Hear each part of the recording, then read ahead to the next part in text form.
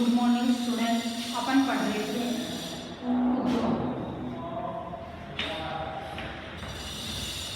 उद्योग में अपन ने उद्योगों को प्रभावित करने वाले कारक पढ़े थे।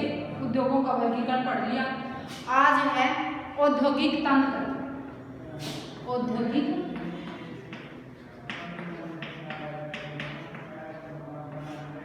तंत्र। अब औद्योगिक तंत्र क्या होता है?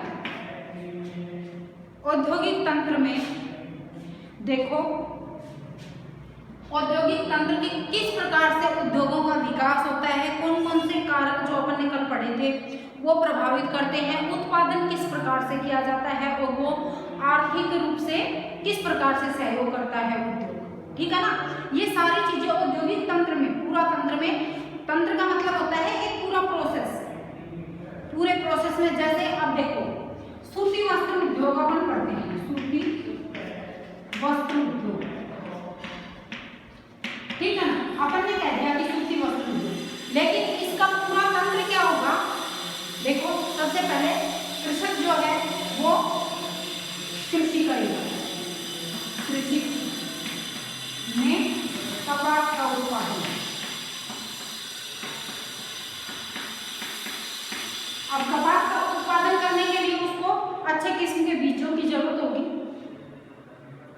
उर्वरकों की जरूरत होगी कि इसमें कुछ भी अगर कीड़ा वीड़ा लगे तो स्प्रे वगैरह जो करते हैं ना, अच्छी मिट्टी पानी की जरूरत होगी, जलवायु दशाएं इसके अनुकूल होनी चाहिए, और सबसे ऊपर है एक श्रम।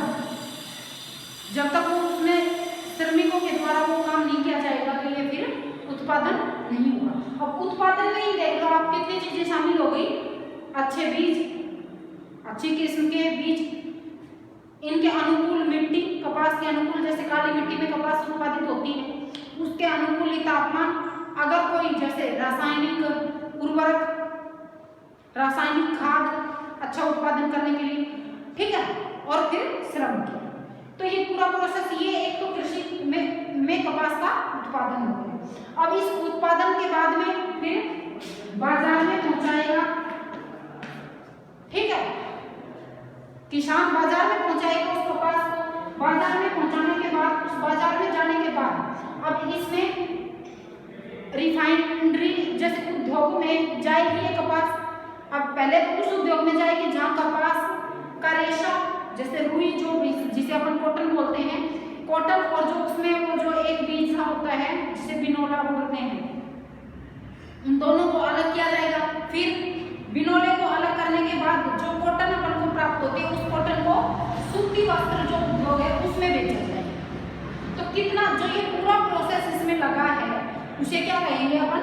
औद्योगिक तंत्र। ठीक है, औद्योगिक तंत्र किसे कहेंगे?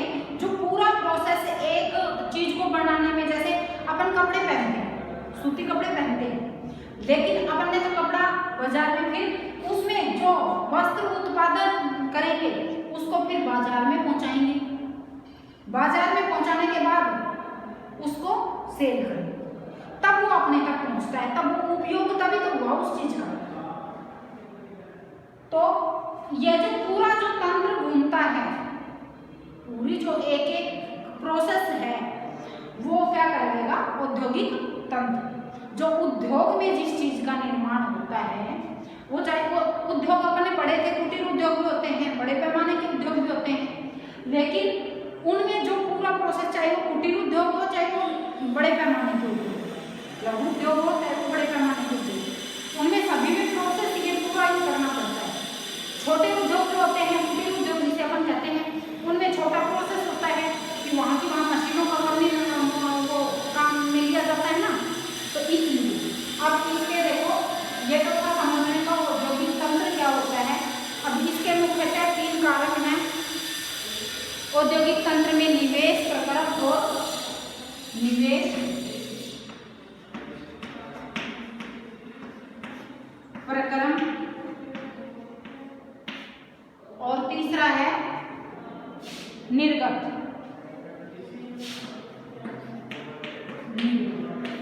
ठीक है, अब इसमें निवेश में क्या आएगा?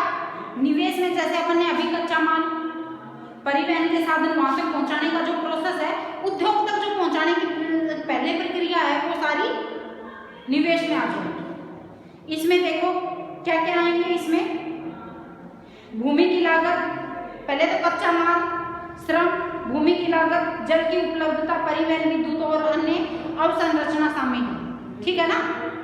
अब इसमें जो मैंने अभी बताया ना तुम्हें, जैसे सूती वस्त्र का उदाहरण दिया, अब उद्योग तक जब वो कॉटन पहुंचते हैं उससे पहले का जो सारा प्रोसेस है, जिसमें देखो कच्चा माल, भूमि की उपलब्धता,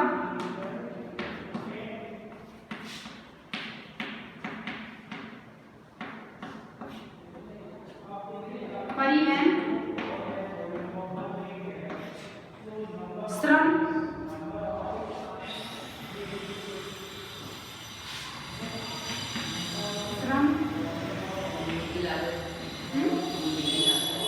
भूमि की उपलब्धता, भूमि की लागत में बोल सकते हो, हाँ, और जल की उपलब्धता, विद्युत और अन्य, हाँ, और विद्युत और अन्य संचार के साधन, ठीक है ना।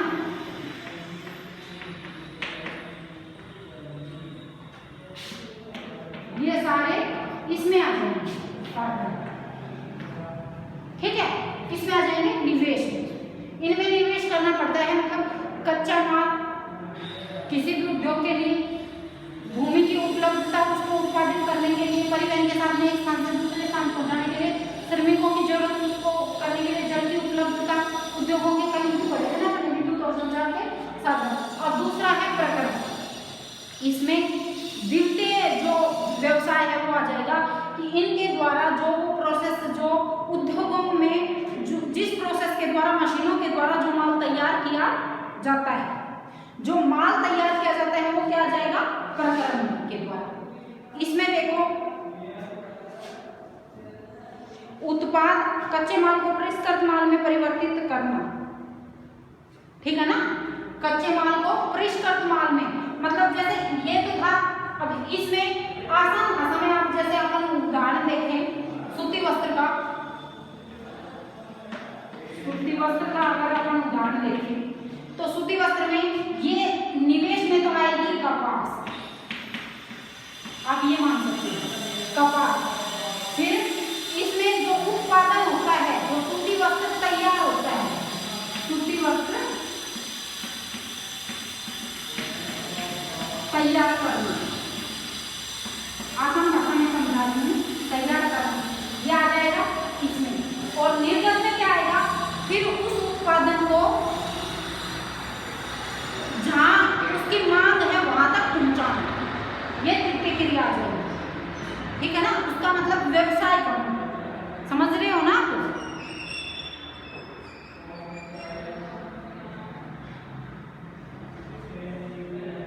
उत्पादन जो होता है वो फिर इसमें आ जाएगा, जैसे अब सूती वस्त्र तैयार हो गया, अब इसके बाद में उसमें क्या होती है, रंगाई, छपाई, उसकी बुनाई, रेडीमेड बनाते हैं तो उसकी सिलाई आ गई, ठीक है ना।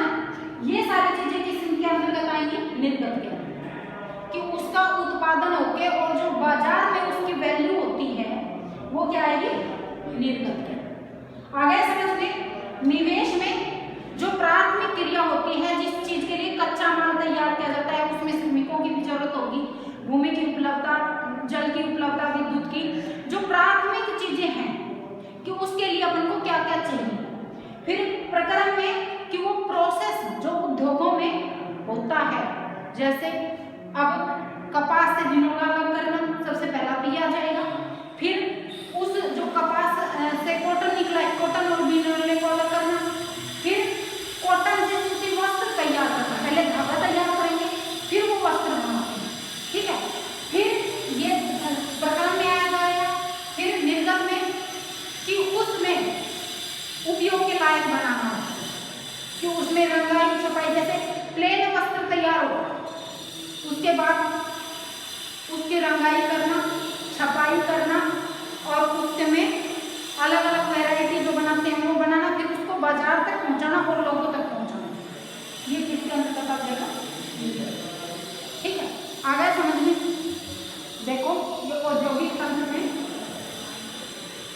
समझने का है आपका, तभी ये उद्योग आपको समझ में आएंगे। औद्योगिक तंत्र में निवेश, प्रक्रम और निर्गत शामिल है। निवेश में कच्चा माल, श्रम और भूमि की लागत, जल की उपलब्धता, परिवहन, विद्युत और अन्य अवसंरचना शामिल है। ठीक है, जो मैंने अभी बताया। इसके बाद है प्रक्रम में कई तरह के क्रियाकलाप शामिल है जो कच्चे माल को परिष्कृत माल में परिवर्तित करते हैं। देखो क्या है ना, कच्चे माल को परिष्कृत माल में बदलते हैं। अब कच्चा माल क्या है? कपास। कपास हो गया सूती वस्त्र के लिए कच्चा माल, और इसको किस में बदलेंगे? अब देखो, इससे जो कॉटन है, कपास से रुई, जिसे बोलते हैं कॉटन, रुई व बिनोला, या एक सीड्स होता है उस इसमें, ठीक है ना, बिनोला बोलते हैं आम भाषा में, पता नहीं इसका सही नाम क्या है, बिनोला। उसको एक सीड्स होता है, इसके अंदर एक बीज होता है, उसको अलग किया जाता है, रुई को अलग किया जाता है, उसको अलग किया जाता है, ठीक है ना। यह प्रोसेस प्रक्रम के अंतर्गत है। उसको कच्चे माल को परिष्कृत करना, परिष्कृत किसने कर लिया? रुई और बिनोली। अब रुई तैयार हो गई ना, कॉटन, उससे धागा बनाएंगे, धागा बना के फिर वस्त्र तैयार, ठीक है। जो कच्चे माल को परिष्कृत माल में परिवर्तित करते हैं। निर्गत अंतिम उत्पाद और इससे अर्जित आय है। अब अंतिम उत्पाद निर्गत के अंतर्गत आएगा कि जो वस्त्र बनकर तैयार होता है, रंगाई छपाई होती है, वो बनकर तैयार होता है, उसे बाजार तक पहुंचाना।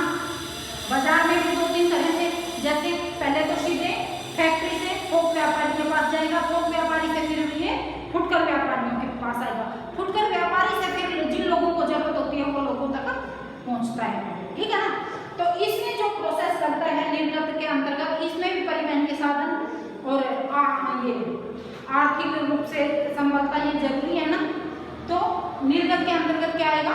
जो उत्पादन है, उत्पाद अपन ने किया है, जो चीज तैयार की है, उसको जहां उसकी मांग है वहां तक पहुंचाना निर्गत के अंतर्गत, ठीक है। अब तीन चीजें पढ़ी हैं हमने, निवेश, प्रक्रम और निर्गत। ये तीनों आपकी समझ में आनी चाहिए, तभी आप उद्योग पढ़ पाओगे। ये है छोटा सा, आपकी बुक में छोटा दे रखा है, लेकिन ये समझने का है, ठीक है ना। अब देखो, इसमें सूती वस्त्र उद्योग के संदर्भ में कपास, मानव श्रम, कारखाना और परिवहन लागत निवेश हो सकते हैं। प्रक्रम में ओटाई, कटाई, बुनाई, रंगाई और छपाई शामिल है, ठीक है ना। कि ओटाई, कटाई, जैसे उनको काट कर बनाते हैं, रंगाई, छपाई, अलग अलग वैरायटी जो बनाते हैं, अलग अलग प्रिंट जो बनाते हैं, कोई मोटा सूती वस्त्र होता है, कोई पतला होता है, ठीक है ना। तो वो किसके अंतर्गत आएगा? निर्गत के अंतर्गत। कमीज जिसे आप पहनते हैं उत्पादन है। अब अंत में क्या होता है? उत्पादन तैयार होता है, उत्पादन, ठीक है ना। ये पूरा प्रोसेस किस में बनता है? देखो, निवेश, प्रक्रम और निर्गत के अंतर्गत ये पूरा प्रोसेस चलता है। मैं एक बार फिर समझा देती हूँ आपको कि इसके निवेश के अंतर्गत जो आप जैसे कोई भी उदाहरण ले सकते हो, सूती वस्त्र का मैंने उदाहरण लिया है, आप चीनी का भी ले सकते हो जैसे। तो उसमें कच्चा माल जो उसको पहले तो कृषि, क्योंकि कृषि पर आधारित उद्योग है, या तो खनिज पर आधारित उद्योग है, या कृषि पर आधारित उद्योग है, खनन पर आधारित, ये उद्योगों के प्रकार अपने परसों पढ़े थे ना। तो जैसे सूती वस्त्र है, यह कृषि पर आधारित उद्योग। तो कृषि में अब इसका कच्चा माल क्या है? सूती वस्त्र का कपास। अब कपास को बोना, उसको काटना, बाजार तक उसको पहुंचाना, ये किसमें आएगा? निवेश में। उसमें श्रमिक भी लगेंगे, पूंजी भी थोड़ी लगेगी, मेहनत भी लगेगी, ठीक है। और प्रक्रम में सूती वस्त्र, उसको उस उत्पाद से, कच्चे माल से जो उत्पाद तैयार किया जाता है परिष्कृत करके, ठीक है ना। जो कॉटन अपन को प्राप्त होती है, उसे सूती वस्त्र तैयार करना, वो किसके अंतर्गत आ जाएगा? प्रक्रम के अंतर्गत। और निर्गत के अंतर्गत आएगा कि वो उत्पाद जो तैयार हो जाता है वो लोगों तक पहुंचाना, वो पूरा प्रोसेस इसमें आ जाएगा। इसमें परिवहन के साधनों की भी जरूरत होगी, पूंजी की भी जरूरत होगी, व्यापारियों की भी जरूरत होगी, ठीक है। कहाँ से माल लाना है? उद्योगों में जो तैयार हुआ है। अब उद्योग तो कहीं कहीं स्थापित है, लेकिन माल तो जैसे अपने भारत की बात करें, अब सूती वस्त्र उद्योग सबसे ज्यादा किसमें है? गुजरात में। जैसे गुजरात और महाराष्ट्र में सबसे ज्यादा